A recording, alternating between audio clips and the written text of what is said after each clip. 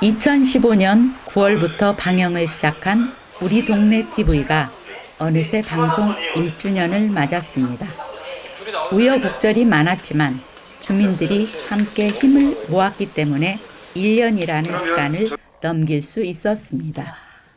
그런데 우리 동네 TV는 어떻게 시작하게 됐는지 다들 기억하시나요? 지금 찍고 있거든요. 혹시 인터뷰 저희가 이번에 티브로드와 같이 지역의 주민들이 직접 자기 이야기를 할 수 있는 프로그램을 하나 만들어보자 이렇게 해서 정말 우리들의 이야기를 다양하게 담아낼 수 있고 좀 자유롭게 담아낼 수 있고 많은 분들이 참여할 수 있는 어떤 새로운 형태의 시청자 참여 프로그램을 한번 만들어보자. 그리고 첫 아이템을 저희가 우리 동네 TV에서 지역에 있는 마을 시민하고 같이 텔레비전 뉴스 지역 주민이 만드는 TV 뉴스를 하고자 하는 동네 뉴스를 했습니다. 왠지 긴장감이 감도는 분위기인데요. 바로 우리 동네 뉴스 1회 앵커 녹화 사전 준비 현장입니다. 앵커 녹화를 위해 히브로드 전주 방송국 스튜디오를 찾은 건데요. 히브로드에선 우리 동네 TV 참여자들을 위해서 이렇게 스튜디오를 개방해주고 있습니다. 아무리 TV를 많이 봤다지만 처음 들어서는 스튜디오는 모든 게 어색하기만 한데요.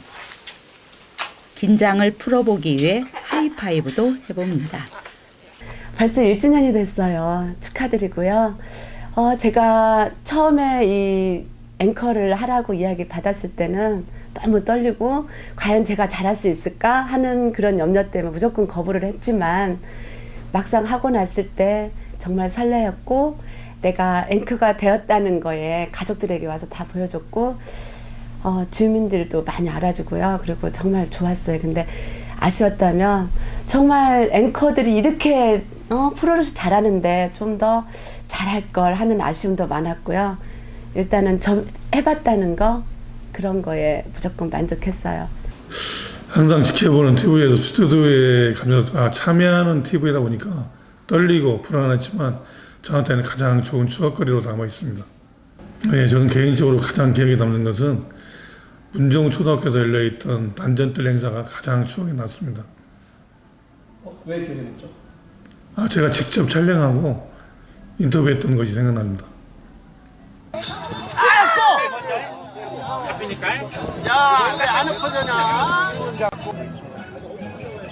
다시 한번 축하드리고 좋은 한마당 됐으면 좋겠습니다.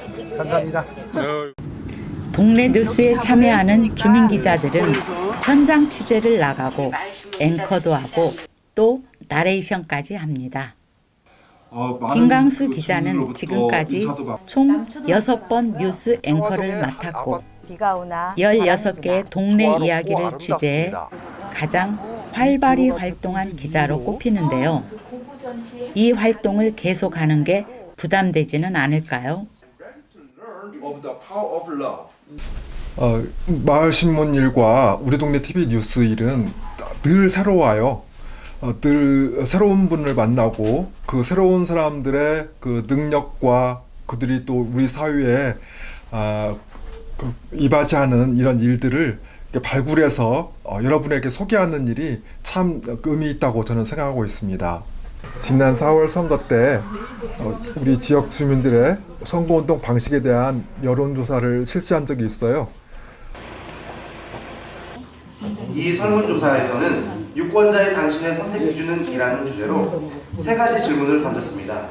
먼저 선거 과정에서 선택에 가장 영향을 미친 경로는 무엇인지, 그리고 다른 선거 문화를 위해 없어져야 할 선거운동 방식이 있다면 무엇인지, 또 확대되었으면 하는 선거운동 방식은 무엇인지 질문했습니다. 설문은 선거 공보, 방송 토론, 방송 연설에서부터 가두 연설, 거리 인사, 현수막, 문자와 전화열 등 15가지 선거운동 방식을 예시했습니다. 투표를 마치고 나오다 설문조사를 맞닥뜨린 유권자들 중에는 더러 설문조사를 외면하거나 조사 중인 기자들을 잡상이 대하듯 하는 안타까운 사례도 있었습니다. 하지만 많은 유권자들이 관심을 갖고 진지하게 설문에 응해 주셨습니다. 투표소 앞에서 설문조사를 하자 현장의 선거관리위원들이 내용 파악을 하고 상부의 판단을 구하느라 잠시 조사가 중단되기도 했고, 한 투표소에서는 투표소 밖 100m까지 나가달라고 하는 바람에 조사하던 기자들이 비 내리는 거리로 쫓겨나는 안타까운 일도 벌어졌습니다. 하지만 평화동 마을신문 기자들은 꿋꿋이 조사 활동을 벌였고, 평화동 일대 주민들을 대상으로 추가 조사도 마쳤습니다. 주민 기자들은 신문과 방송 활동이 본업은 아닙니다. 뒤에는 각자의 삶이 존재하기에 모든 분들이 끝까지 함께 하기를 강요할 수는 없는데요. 2015년에서 2016년으로 해가 바뀌면서 기자 활동을 잠시 멈추는 분들도 있었고, 새롭게 기자 활동을 시작하는 분들도 나타났습니다. 출연하게 된 것이 재미있고 신기했고요.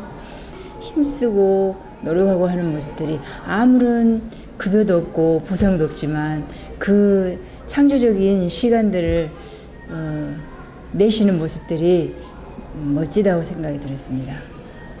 우리 애들이랑 같이 삼천편 반딧불이를 밤에 청개구리 교실에서 구경을 갔는데 너무 좋았거든요. 근데 어느 날 그 반딧불이 서식지인 아카시아 나무를 다 이렇게 베었다고 해서 큰 충격을 받았어요. 근데 그 기사에 대해서 우리 마을신문이 싣고 다시 전주시에 제안을 하는 그런 과정이 기억에 남습니다. 사람들이 산책하는 삼천변에 나왔습니다. 시민단체인 전북환경운동연합은 이 삼천에서 9월 한 달 동안 반딧불이 개체수를 조사하는 모니터링을 할 예정입니다. 우와, 날아다녀. 9월에 볼 수 있는 반딧불이는 늪반딧불이로 몸집이 크고 느리게 나는 게 특징입니다. 반딧불이는 유충과 성충 모두 다 꼬리에서 빛을 내는 특징을 가지고 있습니다. 지난해 삼천 반딧불이 기사를 기억하십니까? 작년에 삼천을 걷는 많은 시민들에게 기쁨을 줬던 삼천 반딧불이를 올해는 아마 볼 수 없을지도 모릅니다.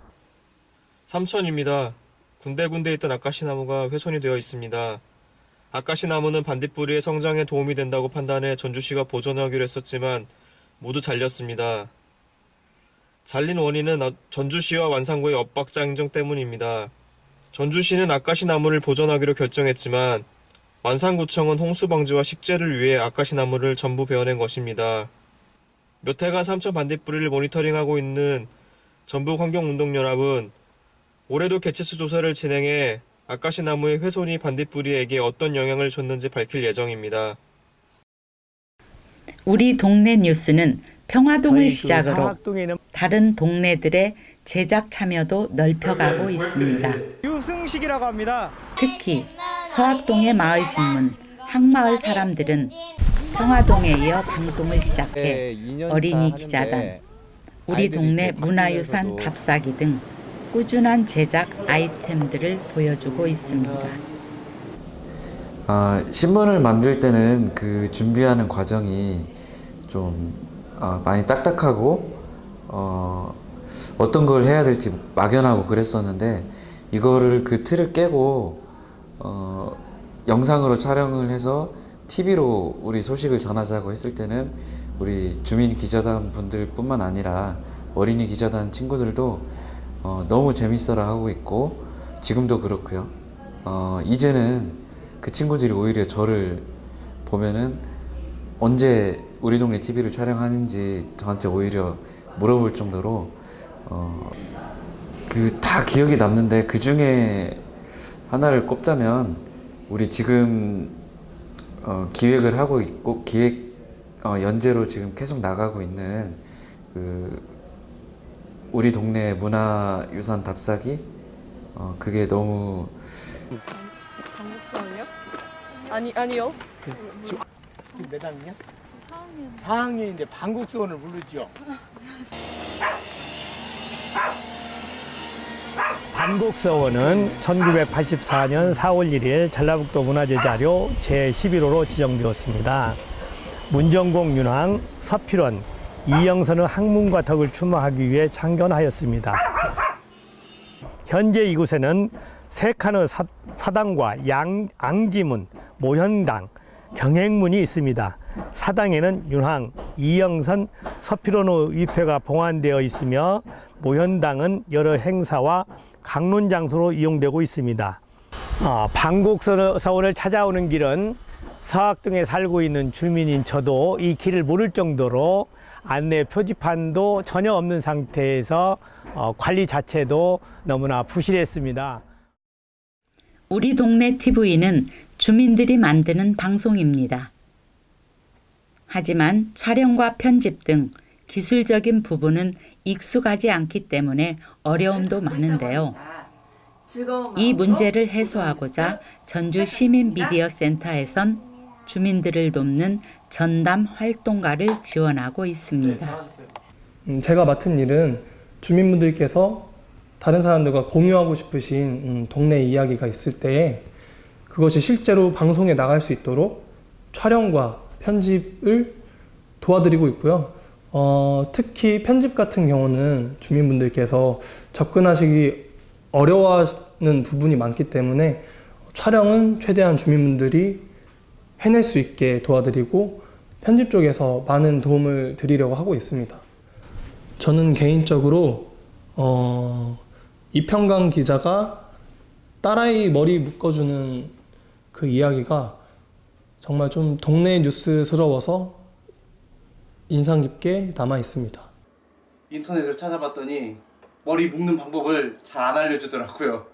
그래서 제가 저처럼 고민하고 있는 아빠들을 위해서 딸아이 머리 묶기에 한번 도전해 보도록 하겠습니다. 화이팅! 묶는 것보다 일단 푸는 걸 알아야 돼요. 생각보다 간단합니다.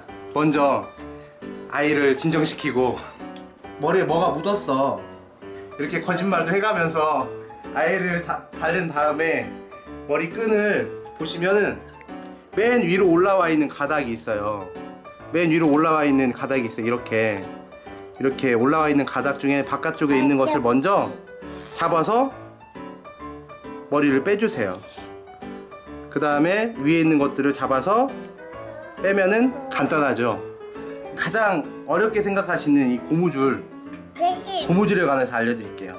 머리끈 이렇게 길게 잡아당겨도 절대 끊어지지 않아요. 그러니까 과감하게 머리끈을 잘 4번 돌리신다 생각하시고 하시면은